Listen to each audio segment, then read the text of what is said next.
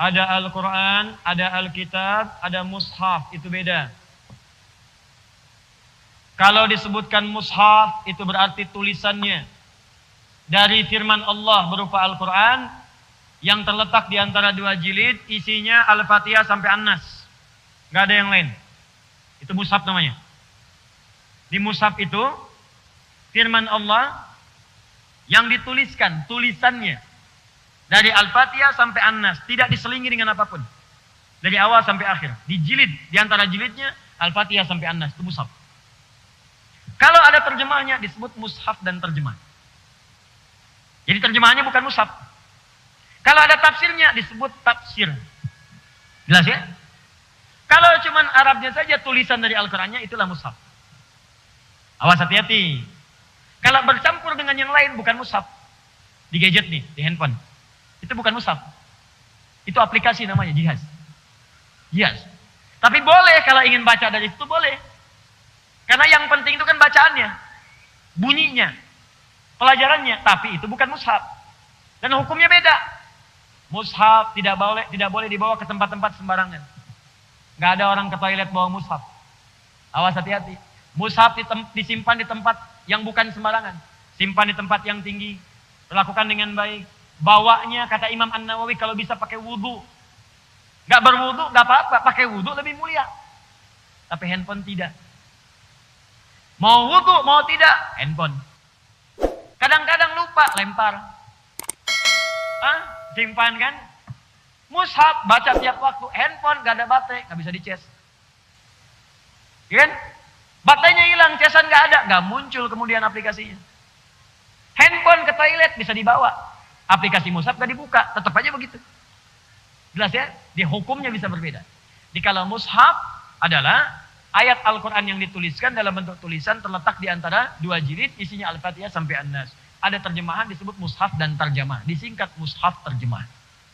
Ada keterangan disebut dengan tafsir. Makanya sering disebut dengan tafsir Al-Quran. Jelas? Kalau Al-Quran itu bunyinya. Bacaannya. Dari kata al-qur'u, bunyi yang terdengar. Nah, itu al-qur'u. Kalau sengaja diperdengarkan, disebut qiraah. Bismillahirrahmanirrahim. Qiraah. Sekali. Kalau terus diulang-ulang tanpa bosan. Terus diulang tanpa bosan. Disebut dengan Quran. Kalau dia diulang tapi nggak sama dengan yang lain bisa diulang. Baca ini diulang. Ya.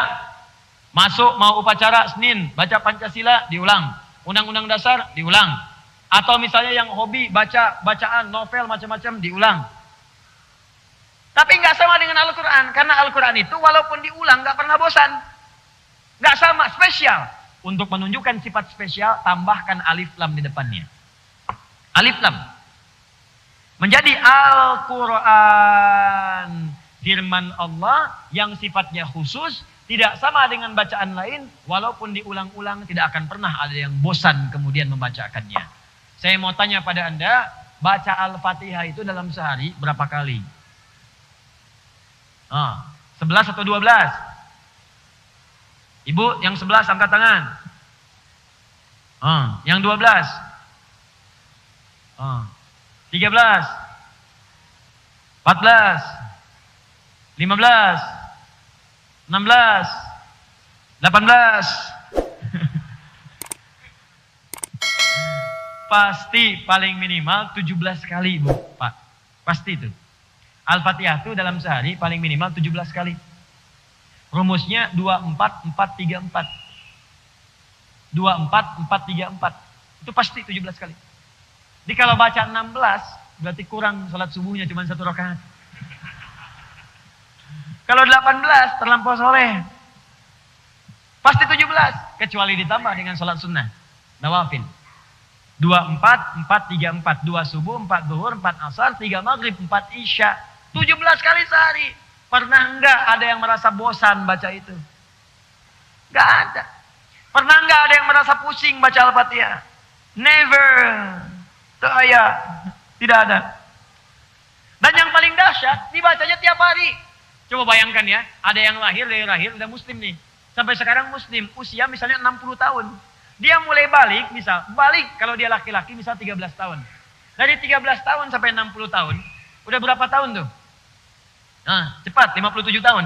57 tahun, tiap hari baca Al-Fatihah, 17 kali. Setahun kan 365 hari.